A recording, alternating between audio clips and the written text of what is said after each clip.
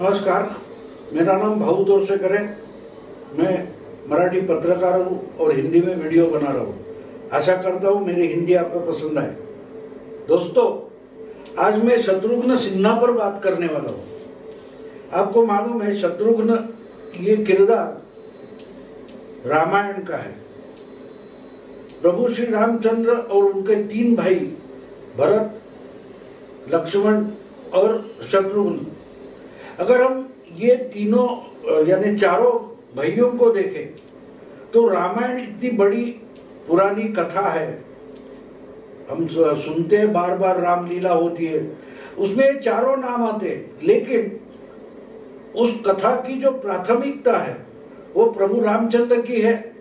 उनके साथ वनवास में जाने वाले जो उनके सगे उनके भाई भरत, लक्ष्मण है, उनकी बात आती है।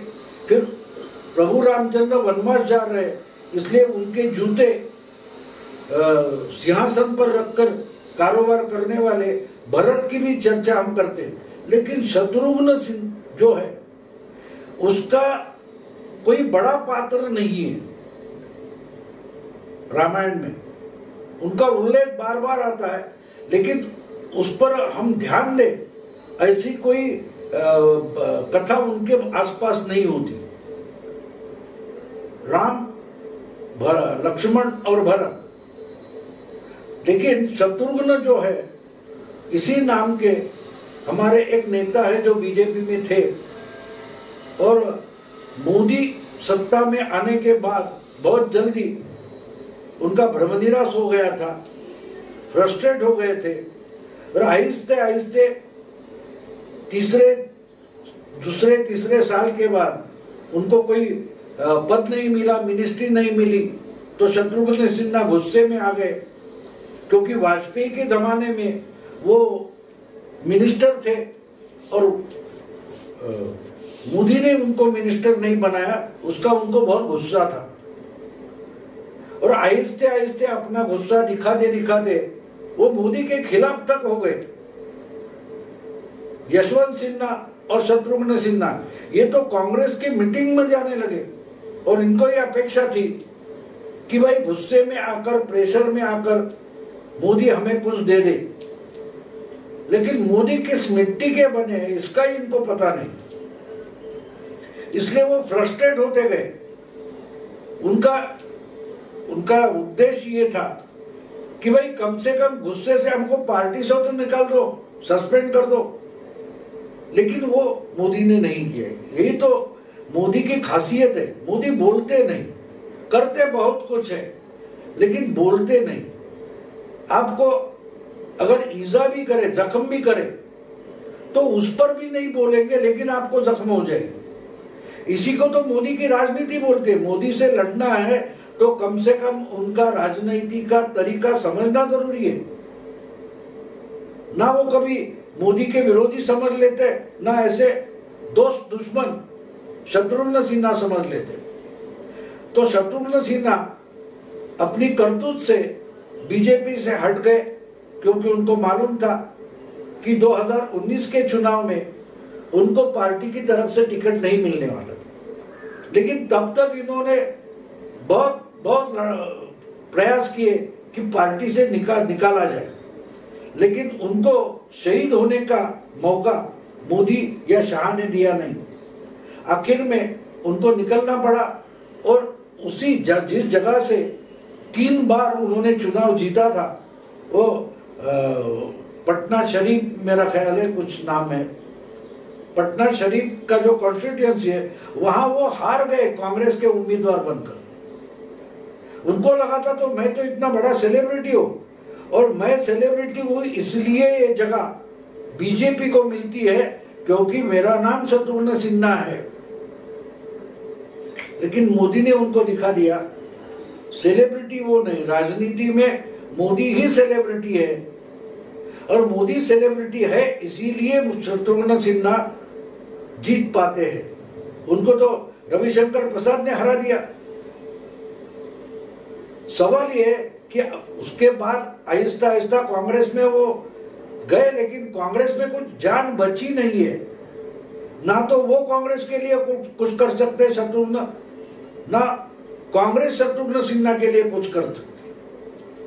तो अब इनकी हालत ये हो गई है कि वो तो कांग्रेस पार्टी में है, लेकिन कांग्रेस पार्टी में क्या है, क्या हो रहा है, इसका इनको भी पता नहीं है।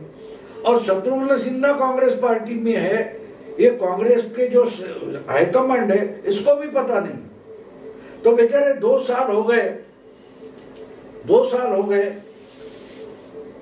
लेकिन करे तो क्या करे इसका भी इनको पता नहीं। तो थक गए और शायद वापस आना चाहते, शायद शत्रुघ्न सिन्हा को वापस आना है, इसलिए बीजेपी के एमपी होते हुए भी जो शत्रुघ्न सिन्हा मोदी की निंदा करते थे, आलोचना करते थे, वो अचानक अपने सुर बदलने लगे। कल ही उनका मैंने ट्वीट पढ़ा, मुझे अजीब लगा कि जो इनका दुखड़ा था वही आज दूसरे के माथे मढ़कर शत्रुघ्न सिन्हा ने वो ट्वीट किया है। उसमें लिखा है, दुनिया में 4 तरीके के लोग दुखी होते हैं, दुनिया में 4 तरीके के लोग दुखी होते हैं। एक तो अपना दुख है इसलिए दुखी होते हैं, दूसरे होते हैं वो दूसरा किसी का दुख देखकर, किसी का दुख देखकर दुखी हो जाते हैं, तीसरे वो होते हैं जो दूसरे का सुख, उसको सुखी देखकर दुखी हो जाते हैं, और चौथा तरीका जो है वो उन्होंने बताया, वो बहुत इंपॉर्टेंट है। वो कहते हैं कि जो खामखा किसी भी कारण से मोदी के लिए, मोदी से दुखी होते, यानी मोदी कुछ करे तो भी दुखी है, मोदी कुछ ना करे तो भी दुखी है, अपना या दूसरों का नहीं, मोदी है इसलिए ना कुछ लोग दुखी है। ऐसा जो उन्होंने लिखा है वो मोदी की तारीफ है, लेकिन ये अचानक मोदी की तारीफ क्यों करने लगे? क्या शत्रुघ्न सिन्हा ने अपना ही चेहरा आईने में देखा है क्या? क्योंकि ये चौथा तरीका जो है, चौथे तरीका जो उन्होंने बताया दुखी लोगों का, वैसे तो खुद शत्रुघ्न सिन्हा थे, वो अच्छे खासे बीजेपी के टिकट पर पार्लियामेंट में, लोकसभा में चुनकर आए थे और फिर 2019 में भी आ सकते थे, लेकिन उनको मिनिस्टर बनना था और मोदी मिनिस्टर नहीं बना रहे थे, इसलिए मोदी की निंदा कर रहे थे। यानी मोदी प्राइम मिनिस्टर बने इसके लिए दुखी थे। बात बात पर आप राफेल का मसला ले लो, आप एयर स्ट्राइक का मसला ले लो, आप सर्जिकल स्ट्राइक का मसला ले लो, शत्रुघ्न सिन्हा बीजेपी में होकर भी राहुल गांधी का सुर संगीत आलापते थे, तो ये मोदी से दुखी थे, इसलिए तो कांग्रेस में चले गए और कांग्रेस में जाकर पार्लियामेंट का चुनाव हार गए। तो अब ये मामला आता है कि भैया आप किस, यानी जो 4 गुट आपने दिखाए, 4 तरीके दिखाए, तो शत्रुघ्न सिन्हा का दुख क्या है? मोदी है इसलिए, या शत्रुघ्न सिन्हा फिर वापस बीजेपी ने आना चाहते? तो रामायण का ही नाम है, तो रामायण की ही कथा ले ले। शत्रुघ्न सिन्हा अपने पास कर्तव्यकारी ना होते हुए भी राम तो नहीं बन सकते, इतने तो इनके गुण है नहीं, तो शायद वो लक्ष्मण बनना चाहते थे कि मोदी जी अगर प्रभु रामचंद्र है तो मैं भैया लक्ष्मण हो सकता हूं, लेकिन प्रभु रामचंद्र ने इनको वनवास में भी नहीं लिया। चलो भैया मैं तो भरत बनना चाहता हूं, तो भरत ने भी नहीं उनको बनाया भरत। तो रामायण की जो कथा है उसमें शत्रुघ्न जैसे दुर्लक्षित रहते हैं, ऐसा ही उनको रखा गया, इसलिए वो तो विभीषण बन गए। रामायण में रावण का जो भाई है विभीषण, वो अपने ही भाई के खिलाफ प्रभु रामचंद्र की मदद करता है, वो किरदार निभाया, लेकिन इनको राम कौन है और रावण कौन है उसका ही पता नहीं था। रामायण में रावण का भाई प्रभु रामचंद्र की मदद के लिए आता है, अपने भाई के खिलाफ जाता है, तो ये तो प्रभु रामचंद्र के भैया होकर भी रामचंद्र के खिलाफ गए थे, रावण के साथ निकले थे और हार गए, तो विभीषण भी नहीं बन सके। और इसलिए अब ये खुद को पावन करने के लिए फिर राम की शरण में आना चाहते, मोदी के शरण में आना चाहते।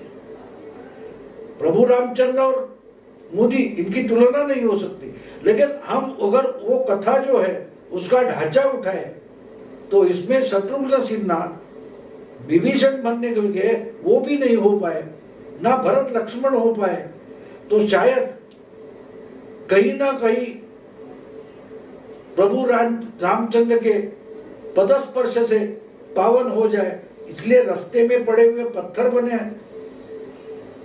मुझे लगता है कि शत्रुघ्न सिन्हा अब पावन होने के लिए अहिल्या बनना चाहते हैं, तो इसलिए ये जो ट्वीट उन्होंने किया है, वो ट्वीट का मतलब मेरे लिए ऐसा है कि वो मोदी जी जहां से गुजरेंगे, जहां से निकलेंगे, जहां से चलेंगे, शायद उनका पदस्पर्श अपने को हो जाए और हम भी पावन होकर अहिल्या बन जाए। इसलिए ये ट्वीट करके शत्रुघ्न सिन्हा मोदी की राह में पत्थर बन के पड़े हैं। देखना पड़ेगा अगले कुछ महीनों में, सालों में क्या होता है, लेकिन एक बात साफ है कि शत्रुघ्न सिन्हा बहुत वैफल्यग्रस्त हो गए, विफल हो गए, फ्रस्ट्रेट हो गए, और फिर बीजेपी ने आना चाहते, इसका सिग्नल दे रहे कि प्रभु हमें भी पदस्पर्श करो और फिर से बीजेपी का एमपी बनाओ। इसके लिए चल रही है कोशिश होगी। दोस्तों, ये वीडियो आपको पसंद आया तो लाइक करें, शेयर करें। मेरी हिंदी पर ध्यान मत दे, आशय पर ध्यान दे, कंटेंट पर ध्यान दे।